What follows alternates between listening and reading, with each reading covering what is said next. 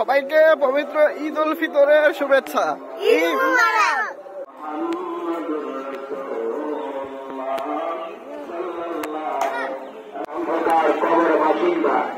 বিশেষ করে আমাদের আব্বা আম্মা বংশধর যারা আছে অন্ধকার কবরে, আল্লাহ পাক যেন এই ঈদ উল ফিতর দিনের খাতিরে গোটা 1 মাস সিয়াম সাধনার খাতিরে ইফতারি তারাবি সাদাকা জারিয়া অন্যান্য কোরআন তেলাওয়াত আমলের দিনে আল্লাহ পাক যেন কবরগুলোকে আমাদের টুকরা বানায় দেন। আমিন।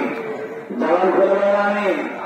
ভাই কথা না বলি, বিশেষ করে আমরা কাকা সোজা করে বসি। আমরা কাকার কাকা হলে পরবর্তীতে নিজে ওইটা কষ্ট করে কাকা সোজা করতে হবে। অতএব আগে থেকে আমরা কাকা সোজা করে বসি, এটা আদব। আদব রক্ষা করি, কথা না বলি, কথা না বলি আদব রক্ষার্থে কাকা সোজা করে আমরা বসি। ডানে বামে খেয়াল করে আমরা কাতার গুলা সোজা করি। আর তাকে বলে আল্লাহু আকবার, আল্লাহু আকবার, লা ইলাহা ইল্লাল্লাহ, আল্লাহু আকবার, আল্লাহু আকবার, লিল্লাহিল হামদ।